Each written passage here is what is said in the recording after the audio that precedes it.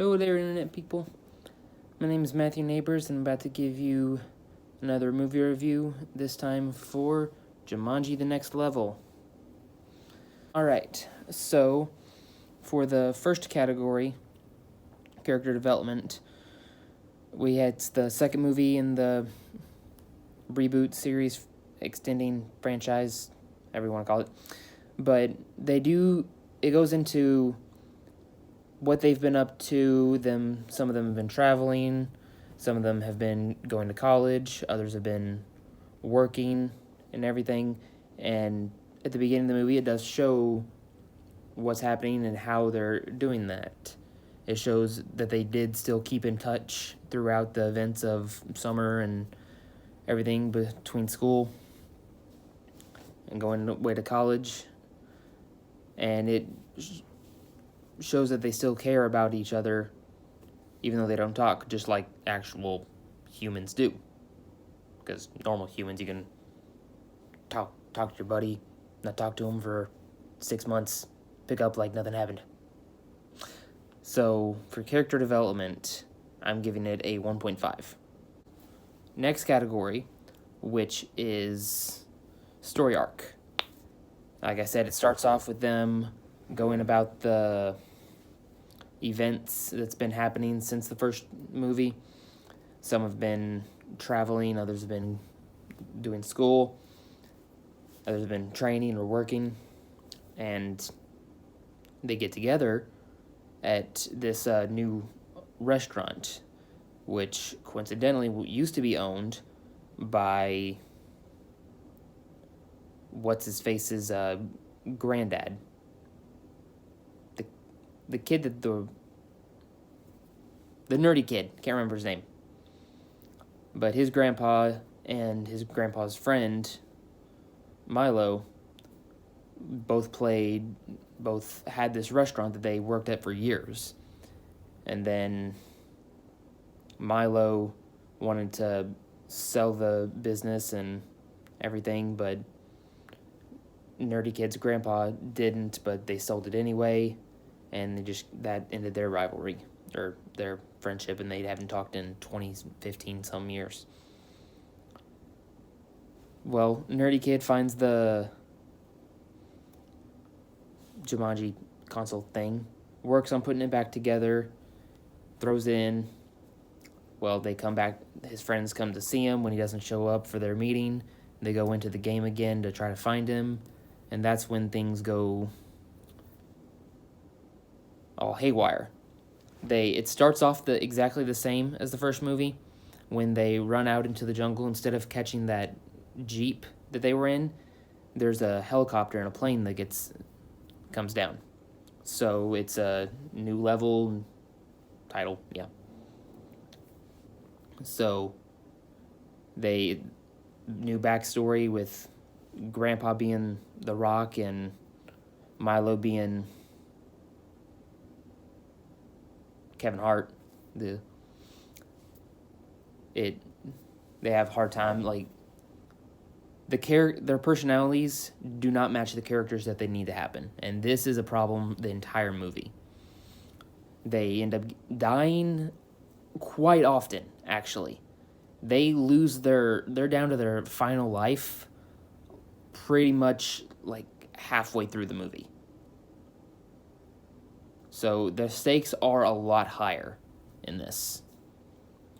But they eventually go through the backstory of the villain, this time being the guy who killed Dr. Smolder Bravestone's parents. So he's wanting revenge. They end up the riddles are actually a lot more complex, and the story was a lot more thought of, and like they put more detail into the writing of this movie, which I absolutely love. They made it a little more complex, which was actually kept you on edge because you didn't know what was going to happen, as opposed to other movies where they just know they're bland. You can predict everything coming from a mile away. Yeah. But for story arc, I'm gonna give it a 1.5. Like I said, it was good, but there were some things that just could have been better and like more explanation and more time consuming. So for story arc, it's only getting a 1.5. Next category, which is viewer enjoyment, is right off the bat, I'm giving it a 2. It's getting a 2 because this movie was a lot more funny. It was more on edge. It was more realistic. It had me wanting to watch it and wanting to figure out what's going to happen. It kept me hooked in. So that's why it's getting a 2.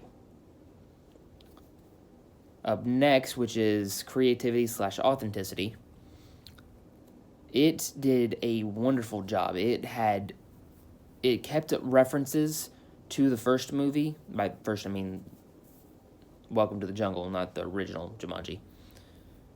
But it tied in stuff from that movie to give little explanations and little tidbits to proceed the story along. At the same time, using that to explain and flow into their new story on what they're going to be doing. So for creativity/authenticity, I'm giving it a 2. Last category, which is real life relatability. This was an interesting one. Keep in mind, it's a fictional movie where people blue skidoo into a video game, and the things that happen, does that apply to reality and physics and magic and whatnot if that were actually existed? Yes. In my opinion, it did just about one of the best jobs I've seen in a fictional movie. It made the characters weren't the same characters. They had ups and downs. The old people, Nerdy Kid's grandpa and Milo, they were in a video game character's body that didn't know how to act. They kept almost dying because they're so old. And then going about, you having Nerdy Kid going instead of Bravestone, goes into a new character, Ming Fung. She's a new character. She's a pickpocket and cat burglar. But that's not bad. It's very realistic, self-explanatory. So for real life relatability, I'm giving it a 2. So in total, Jumanji, the next level, I'm giving it a 9 out of 10. That's right, 9 out of 10. I really did enjoy this a lot. If you want to go see it, please, I recommend it. Stick around for the after credits because there is a little something for you there. And if you have any other questions or any comments, leave them down below. If you have a movie review you want me to do, comment it down, message me. I'm happy to do movie reviews on anything. Until next time, thank you, and I'll see you later.